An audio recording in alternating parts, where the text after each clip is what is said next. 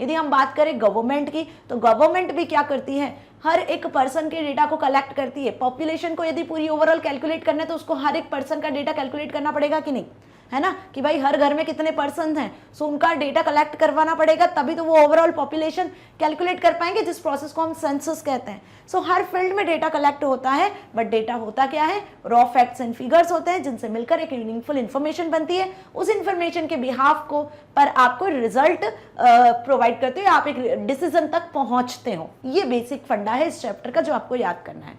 Fine, so following are some scenarios where data are also stored and analysed for making decisions. देखो वही line जो मैंने अभी बोली कि यहाँ पे कुछ सिनारियोज है, कुछ फील्ड्स के नाम लिखे हुए हैं जहां पर डेटा को स्टोर किया जाता है, स्टोर करने के साथ वहां पे एनालाइज भी किया जाता है डेटा को, और उसके अकॉर्डिंग स्टोर करने के साथ, एनालाइज करने के साथ कुछ डिसीजंस लिए जाते हैं उस डेटा पर। ओके, तो कौन सी फील्ड्स हो गई है वो, banks, metrological offices, business organisations, airlines and railways, cab booking apps, certain restaurants, electronic voting machines, scientists, pharmaceutical companies, libraries, search engines. Okay, so these all are the fields जहाँ पे data को store करके analyse करके कोई decision लिया जाता है। कैसे होता है ये सब आपको अच्छे से पता है, क्योंकि हम रेगुलर में यूज करते हैं भाई, बैंक में सभी पैसा जमा करते हैं, निकालते हैं पैसा वहां से, कुछ लोन्स, नई नई पॉलिसीज आती हैं, वो सब देखते हैं, हम यूज करते हैं। आप नहीं करते हो, आपके पेरेंट्स तो करते हैं, राइट, समझ में आया। तो बैंक सबसे पहला एग्जाम्पल। आजकल तो क्या हो गया, बैंक में लंबी लंबी लाइन लगना बंद हो गई है। रीजन इज व्हाट, क्योंकि नेट बैंकिंग जैसी वेबसाइट्स अवेलेबल हैं। अब जो डेटा मैनुअली प्रिपेयर किया जाता था बैंक में, आजकल वो वेबसाइट्स के फॉर्म में, हर एक बैंक की अपनी वेबसाइट्स है, ऑनलाइन डेटा कलेक्ट किया जाता है। कलेक्ट करने के बाद कस्टमर्स को ऑनलाइन सारी फैसिलिटीज प्रोवाइड की जाती हैं। जैसे कि हम एसबीआई की बात करें तो यूनो बैंकिंग ऐप आप सभी ने सुना होगा नाम। हर एक बैंक का अपना नेट बैंकिंग ऐप होता है, जिसकी मदद से आप कहीं भी जो भी आपका बैंक हो, या हम बोले कोई वर्ल्ड में नेशन वाइड कहीं पे भी आप हो, ट्रांजैक्शन कर सकते हो, इजीली मनी विड्रॉल कर सकते हो, मनी डिपॉजिट कर सकते हो, किसी पर्सन को मनी ट्रांसफर कर सकते हो, ठीक है। इनफैक्ट आपको जो भी ट्रांजैक्शन करने हैं, एनईएफटी, आरटीजीएस वगैरह सब आप ऑनलाइन रहकर कर सकते हो, ऑनलाइन अपनी पासबुक देख सकते हो, राइट। तो सारी फैसिलिटीज आजकल हमें बैंक प्रोवाइड करता है। तो बैंक किसका डेटा मेंटेन करता है, बैंक बात करें हम तो कस्टमर्स का डेटा मेंटेन करता है, क्या पॉलिसीज रेगुलर में निकल रही हैं, है ना, ओवरऑल इन सारी चीज़ों से रिलेटेड डेटा उसके पास में होता है, बैंक के पास में सारी चीज़ें ऑनलाइन वो मैनेज करते हैं। Okay, so when one withdraws money from ATM, the bank needs to debit the withdrawn amount from the linked account, है ना। अब यदि कोई एटीएम से कोई मनी निकालता भी है, ठीक है, विड्रॉ भी करता है, तो बैंक का काम होता है कि पर्टिकुलर उस पर्सन के अकाउंट से मनी को डेबिट करना, ठीक है, लिंक्ड अकाउंट से, जिस अकाउंट से मनी एटीएम से विड्रॉन हुई है। So the bank needs to maintain data and update it as when required. Okay, now metrological offices की बात करें तो मेट्रोलॉजिकल ऑफिसेस में आपके क्या आ जाता है, यहाँ पे जो सैटेलाइट के थ्रू मॉनिटर किया जा रहा है हर एक चीज को, ठीक है, वो सारे ऑफिसेस आ जाते हैं, ठीक है। वो भी क्या करते हैं, एक तरीके से ऑनलाइन सैटेलाइट्स के थ्रू डेटा कलेक्ट करते हैं, फिर प्रोसेस करते हैं और उसके अकॉर्डिंग कुछ डिसीजन तक पहुंचते हैं ना। So metrological offices continuously keep on monitoring satellite data for any upcoming cyclone और हैवी रेन, है ना। हमें कैसे पहले से पता चल जाता है, जैसे आपको गवर्नमेंट बता देती है, या फिर आपको न्यूज के थ्रू पता चल जाता है कि 2 दिन भारी बारिश होनी है भैया, ठीक है, 10 दिन तक बारिश के आसार है, 10 दिन बाद मौसम खुलेगा, है ना, अर्थक्वेक आने वाला है, साइक्लोन आने वाला है, पहले से ही सारी चीजें खाली करवा ली जाती हैं, ठीक है, जिस लोकेलिटी में आने वाला है पहले से हमें पता चल जाता है, तो हम वहां पे प्रिकॉशन ले लेते हैं प्रॉपर। सो ये सारी चीजें कैसे पता चल रही है, ये हम वेदर से रिलेटेड डेटा को कलेक्ट कर रहे हैं, ठीक है, हमें पहले से ये सारी चीजें पता चल जाती है, क्योंकि हम यहाँ पर किसका यूज कर रहे हैं, यहाँ पर हम टेक्नोलॉजी का यूज कर रहे हैं, जिसकी मदद से आप ऑनलाइन डेटा को कलेक्ट कर पा रहे हो, ओके, दूर दूर तक डेटा को एक्सेस कर पा रहे हो और उस पर कुछ डिसीजन ले पा रहे हो। Fine, so metrological offices continuously keep on monitoring satellite data, satellite के डेटा को कंटिन्यूअसली, जो यहाँ पे मेट्रोलॉजिकल ऑफिसेस में पर्सन्स होते हैं, कंटिन्यूअसली देखते हैं, रहते हैं, ताकि वेदर से रिलेटेड जो भी अपडेट है वो जनरल पब्लिक तक, पर्सन तक पहुंचाई जा सके। Okay, now next is business organisation. अब बिजनेस ऑर्गेनाइजेशन, तो बिजनेस की क्या बात करें, बिजनेस सभी को अच्छे से पता है कि बिजनेस में किस तरीके से, खतरनाक तरीके से यूज हो रहा है, क्योंकि ऑनलाइन शॉपिंग हर कोई करना आजकल पसंद करता है। कोई बाहर जाकर मार्केट में भटकना, एक एक दुकान को विजिट करना बिल्कुल पसंद नहीं करते हो। आप सभी चाहते हो कि घर बैठे अपने अकॉर्डिंग 24/7 आज आप अपने अकॉर्डिंग शॉपिंग कर सकते हो, है ना, नए नए डिस्काउंट्स ऑफर्स को देख सकते हो, ठीक है। सो बिजनेस ऑर्गेनाइजेशंस भी क्या कर रही हैं, बहुत अच्छे तरीके से ऑनलाइन डेटा को मैनेज कर रहे हैं। वहाँ पे वो अपने कंपनीज के एम्प्लॉयज़ का डेटा, प्रोडक्ट्स का डेटा, जो भी सर्विसेज वो प्रोवाइड कर रहे हैं, ओवरऑल सब चीज़ों को ईजिली मैनेज कर पा रहे हैं, बल्क में स्टोर कर पा रहे हैं। इवन बिजनेस ऑर्गेनाइजेशन के लिए बहुत अच्छी बात होती है कि वो क्या कर सकते हैं, एनालाइज कर सकते हैं। कैसे? सपोज लास्ट 10 ईयर्स का यदि उन्हें देखना है कि क्या उनका पोजीशन रहा है, लास्ट 10 ईयर्स के डेटा के बेसिस पर वो इस ईयर का प्रॉफिट लॉस को अज्यूम कर सकते हैं, एनालाइज कर सकते हैं, राइट। क्यों? क्योंकि उन्होंने प्रीवियसली जो ईयर्स का डेटा है वो कहीं ना कहीं ऑनलाइन मैनेज किया हुआ है। सो मेरी बात समझ में आ गई ना। In a competitive business environment it is important for business organisations to continuously monitor and analyze market behavior, right, with respect to their products and take actions accordingly, ताकि मार्केट बिहेवियर देखकर वो अकॉर्डिंगली जो भी market में चल रहा है उसके अकॉर्डिंग क्या कर सके, एक्शंस ले सके, जो उन्हें वेरिएशन करने, जो चेंजेस करने उनके प्रोडक्ट सर्विसेज में, प्राइस रेट में, वो कर सके। Fine. Beside companies identify customer demands as well, feedbacks and make changes in their products and services accordingly. Now airlines and railways, अब एयरलाइंस और रेलवेज की बात करते हैं। तो यहाँ पे आप देखते हो ना, आप ऑनलाइन एयरलाइंस रेलवेज की वेबसाइट्स का यूज करते हो, टिकट्स बुक करते हो, जहाँ भी आपको घूमने जाना है, जहाँ आपको ट्रैवल करना है, आप इजी वे में ट्रैवल कर सकते हो, पहले से रिजर्वेशन करवा सकते हो। आपके पास प्रॉपर मैसेज आता है, आपको पता चल जाता है आपको नहीं जाना है स्टेशन पर, आप क्या कर सकते हो, अपने फोन के थ्रू ही सारा काम कर सकते हो घर बैठे। ओके, सो ये क्या है, एक तरीके से यहाँ पर आप क्या कर रहे हो, ऑनलाइन जो फैसिलिटीज आपको मिल रही है उसका यूज कर रहे हो, है ना। आप घर बैठे अपने मोबाइल फोन में डिफरेंट ट्रेन्स को सर्च कर सकते हो, ठीक है, डिफरेंट फ्लाइट्स के बारे में सर्च कर सकते हो, इस रूट से इस रूट तक कितनी ट्रेन है, कितनी फ्लाइट्स अवेलेबल है। ये डेटा आप कहाँ से कलेक्ट कर रहे हो, आप ऑनलाइन रहकर ही कलेक्ट कर पा रहे हो ना, ठीक है। सो ऑनलाइन जो चीज़ें अवेलेबल होती हैं वहाँ से इजीली कलेक्ट कर पाना डेटा बहुत ईजी होता है, ठीक है। आप फास्ट कैलकुलेट कर सकते हो सारी चीज़ों को, ईजी डिसीजन ले सकते हो, राइट, बजाय इसके कि आप ऑफलाइन मोड में वर्क करो। So the dynamic pricing concept used by airlines and railways, another example where they decide the price based on relationship between the demand and the supply.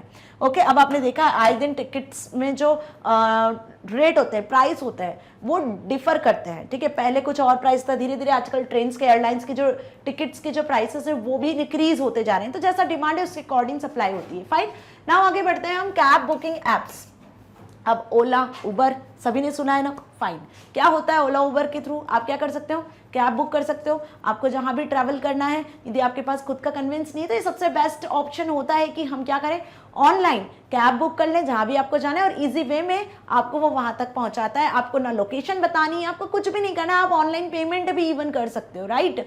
So the cab booking apps increase और decrease the price based on demand for cabs at a particular time. तो एक particular time पर cabs भी क्या करती हैं, अपने according amount को, जो प्राइस है उसको इंक्रीज और डिक्रीज कर लेती हैं। तो यहाँ भी जैसा डेटा उनको मिलता है, ठीक है भाई, जिस तरीके का ट्रैवल आपको करना है, आपको कम लोकेशन ट्रैवल करना है, आपको ज्यादा लोकेशन ट्रैवल करना है, उसी के अकॉर्डिंग जो प्राइस होता है वो इंक्रीज और डिक्रीज होता है ना। नाउ बात करें हम यहाँ पर अब सर्टेन रेस्टोरेंट्स की। तो सर्टेन रेस्टोरेंट्स में भी क्या किया जाता है, यहाँ पर भी जो आपके डिस्काउंट होते हैं प्राइस पर, आप यदि हम यहाँ पे बात करें डोमिनोज की, तो डोमिनोज से पिज्जा वगैरह, बर्गर वगैरह सभी खाते हो। जंक फूड अच्छा नहीं होता है, बट फिर भी कभी कभी तो हम खाते हैं ना, राइट। तो जब आप डोमिनोज, पिज्जा, जोमेटो से कुछ चीज़ ऑर्डर करते हो तो वहाँ पे क्या देखते हो, सबसे पहले ऑफर, डिस्काउंट, राइट। सो ये सब चीज़ें आप कैसे कलेक्ट कर पा रही है, जो डेटा है फर्दर, हर दिन आए दिन कुछ ऑफर रहता है, कुछ नए नए डिस्काउंटेड रहते हैं, तो उसके अकॉर्डिंग हम क्या करते हैं, न्यू थिंग्स को ऑर्डर करते हैं, जो बहुत टेस्टी होती है, यमी होती है, खाने में भी अच्छी लगती है, राइट। सो यहाँ पे सर्टेन रेस्टोरेंट्स भी क्या कर रहे हैं, दे offer discounted price. Okay, they decide when and how much discount to offer by analyzing sales data at different time periods. कि different time periods पर जो उनका सेलिंग है उसको कैसे एनालाइज कर सके, उसको किस तरीके से ग्रो कर सके, ठीक है, ताकि ज्यादा से ज्यादा सेल और वो ज्यादा से ज्यादा प्रॉफिट को गेन कर पाए। फाइन। तो ये चीज समझ में आ गई ना अच्छे से, कि रेस्टोरेंट्स में भी क्या हो रहा है आजकल, इसी तरीके से डेटा को कैलकुलेट किया जाता है, प्रीवियस डेटा के बेसिस पर वो नेक्स्ट न्यू डेटा के अकॉर्डिंग क्या करते हैं, डिसीजन लेते हैं। फाइन। Electronic voting machines. अब इलेक्ट्रॉनिक वोटिंग मशीन्स की बात करते हैं। पहले जो वोट होते थे बिल्कुल बकायदा आपको स्लिप दी जाती थी, स्लिप को देखकर आपको फोल्ड करके डालना होता था, लेकिन आजकल जो वोटिंग सिस्टम है वो कैसे हो गए, इलेक्ट्रॉनिक हो गए तो कहीं ना कहीं टाइम सेव हो रहा है, और इलेक्ट्रॉनिक मीन्स में हो गए तो सारी चीज़ें ईजी है, फास्ट है, गलती होने की कोई चांसेस नहीं है, एरर फ्री होते हैं, right. So the electronic voting machines are used for recording the votes cast, ये तो हमें पता है। Subsequently the voting data from all the machines are accumulated to declare election results in a short time as compared to manual counting of ballot papers। अब ये चीज़ भी clear है अच्छे से ना आप सभी को कि पहले जो इलेक्ट्रॉनिक वोटिंग मशीन से सबसे पहली बात तो वो वोट्स को कास्ट करने के लिए यूज होती हैं। The voting data from all the machines are accumulated, सारी मशीन से जितना भी वोटिंग होती है जो भी उनको कलेक्ट किया जाता है, एक्यूमुलेट किया जाता है और उनको कैलकुलेट कर ही, मतलब सभी मशीन से जितना भी डेटा कलेक्ट किया गया है उसको एनालाइज किया जाएगा, फिर उसके अकॉर्डिंग रिजल्ट को डिक्लेयर किया जाता है in a short time as compare to manual counting. यदि मैनुअल काउंटिंग की बात करें तो वहां पे ज्यादा टाइम लगता था, है ना, ज्यादा टाइम इन द सेंस कि वहां पे टाइम ज्यादा लगता था और मैनुअली प्रोसेस भी डिले होती थी, धीरे धीरे सारी प्रोसेस होती थी। लेकिन यहाँ पे जब से इलेक्ट्रॉनिक वोटिंग मशीन्स आ गई तो क्या हो गया है, कम टाइम में फास्ट प्रोसेस होती है, जल्दी से सारी मशीन से क्या होता है, सारा डेटा कैलकुलेट हो जाता है। आजकल तो ऑनलाइन की मदद से ऑनलाइन सारा चीज़ें आपको अवेलेबल हो जाती हैं, तो वहीं हम डिसीजन इजीली ले सकते हैं। नाउ साइंटिस्ट भी क्या कर रहे हैं, सबसे ज़्यादा रिसर्च वर्क कौन करता है, साइंटिस्ट ही करते हैं, ठीक है, अलग अलग चीज़ों को फाइंड करने के लिए, प्रीवियस टॉपिक्स पे प्रीवियस डेटा को एनालाइज करके न्यू थिंग कैसे इन्वेंट करते हैं, तो वो साइंटिस्ट ही करते हैं ना, इन्हें ही सबसे ज्यादा डेटा को एनालाइज करने की जरूरत होती है। So scientist record data while doing experiments to calculate and compare result, तो साइंटिस्ट भी डेटा का यूज करते हैं। फाइन। नाउ फार्मास्यूटिकल कंपनीज, अब फार्मास्यूटिकल कंपनीज भी रिकॉर्ड करती हैं डेटा को while trying out a new medicine to see its effectiveness, यदि कोई नई मेडिसिन आती है वो मेडिसिन कैसी है, क्या उसकी पर्टिकुलर हम मेडिसिन को चेक करने के लिए, ठीक है, तो उसकी इफेक्टिवनेस को मेजर करने के लिए यहाँ पे आप अलग अलग तरीके की मेडिसिन को से रिलेटेड जो डेटा है, किस चीज से मिलकर बनी है, क्या ट्रीटमेंट के लिए, ये सारी चीजें कहीं ना कहीं रिकॉर्ड की जाती है ना। सो ये किसका काम होता है, फार्मास्यूटिकल कंपनीज का ही होता है, तो वो भी इस पर्टिकुलर चीज से रिलेटेड पूरा डेटा मेंटेन रखते हैं और एनालाइज करते हैं कि कौन सा मेडिसिन ज्यादा बेटर है पर्टिकुलर इस ट्रीटमेंट के लिए, है ना, ये मार्केट में ज्यादा सप्लाई हो रहा है। फाइन, ये चीज समझ में आ गई।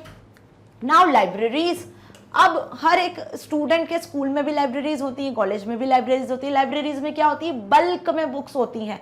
अब बुक्स को मैनुअली रिकॉर्ड करना, कौन सा स्टूडेंट लेकर गया है, कब इशू डेट क्या है, कब रिटर्न करेगा, ये सब पहले मैनुअली हुआ करता था, जो कि टिपिकल था, मिस्टेक्स भी होती थी, है ना, तो मैनुअली आप डेटा को रिकॉर्ड करते थे बुक से रिलेटेड। लेकिन अब क्योंकि ऑनलाइन मोड में हम आ गए, ऑनलाइन मोड में जब काम किया जाता है तो यहाँ पे एरर फ्री वर्क होता है, फास्ट होता है, बिना कोई मिस्टेक के होता है, और आप बल्क में लाइब्रेरी में जितनी भी बुक्स है उनको उनका डेटा मेंटेन कर सकते हो ना। So libraries maintain data about books in the library and the membership of the library. Now search engine, search engine में क्या होता है, आप सर्च इंजन से सभी अवेयर हैं कि नहीं, गूगल एक सर्च इंजन है जहाँ पे आप इजीली नेट सर्फिंग कर सकते हो, ऐसे बहुत सारे सर्च इंजन्स हैं। तो सर्च इंजन्स पे भी हर यूजर जो क्वेरी करता है, हर यूजर जो सर्च करता है, वो भी एक डेटा के फॉर्मेट में ही एंटर होता है, एक बड़े से डेटाबेस में मेंटेन किया जाता है। तो सर्च इंजन के पास में एक डेटाबेस होता है जहाँ पे हर यूजर की सर्च क्वेरी को एज ए डेटा एंटर किया जाता है। फाइन, आप सभी ने देखा होगा ना, आप कुछ भी सर्च करते हो, सपोज गूगल पे आपने कुछ सर्च किया, फाइन, आप कंप्यूटर के बारे में सर्च करने वाले तो आपने COM लिखा, लेकिन उसने अगेन कंप्यूटर लिखकर दे दिया, ठीक है, आपकी जो रिलेटेड सर्चेज होती है वो पहले ही नीचे आ जाती है, क्यों, क्योंकि कहीं ना कहीं वो डेटाबेस में पहले से होती हैं। ओके, अब एक यूजर तो है नहीं जो सर्च कर रहा है, multiple millions billions of users हैं जो इंटरनेट का यूज कर रहे हैं, बिलियंस ऑफ वेबसाइट्स है जिनको वो सर्च करते हैं, एक्सेस करते हैं, है ना। सो यहाँ पे सर्च इंजन भी क्या कर रहे हैं, the search engine gives us result after analysing large volume of data available on websites across world wide web. तो यहाँ पे सर्च इंजन भी जो आपकी क्वेरी रहती है जिसे आप सर्च करते हो उसको मल्टीपल डेटाबेसेस में सर्च करते हैं और वहां से सर्च करके फिर आपको शो करते हैं। फाइन, सो सर्च इंजन का काम क्या है, जो आपकी क्वेरी है उसके अकॉर्डिंग डेटा को सर्च करना, और जो मैच करता है 100% जो आपकी क्वेरी से डेटाबेस में वैल्यू मैच करती है वही आपको शो होता है, और ये बिल्कुल नैनो सेकेंड्स में काम होता है। ओके, नाउ वेदर, अब वेदर से रिलेटेड इंफॉर्मेशन भी आपको मिल जाती है आसानी से। So weather alerts are generated by analysing data received from various satellites. अलग अलग सैटेलाइट से जो डेटा आ रहा है उसे कलेक्ट किया जाता है, उसे एनालाइज किया जाता है और उसके अकॉर्डिंग फिर रिजल्ट लिया जाता है। उसके अकॉर्डिंग फिर अलग अलग जो एरियाज है वहां पे अलर्ट्स बताए जाते हैं कि यहाँ पे रेड अलर्ट लगाएं या ऑरेंज अलर्ट लगाएं, या भारी बारिश होने वाली है, राइट दिस। सो इस तरीके की जो इन्फॉर्मेशन है वो भी हमें कहाँ से मिल रही है, जब सैटेलाइट से डिफरेंट टाइप का डेटा को गैदर किया जा रहा है, ओके, डिफरेंट लोकेशन के अकॉर्डिंग। सो समझ में आ गया कुल मिलाकर कि हमने यहाँ पे क्या देखा, हमने डिफरेंट फील्ड्स के बारे में देखा, अलग अलग सिनारियो में किस तरीके से डेटा को कलेक्ट किया जा रहा है, उसको प्रोसेस किया जा रहा है, उस पर एनालाइज किया जा रहा है और एक डिसीजन तक पहुंच पा रहे हो आप।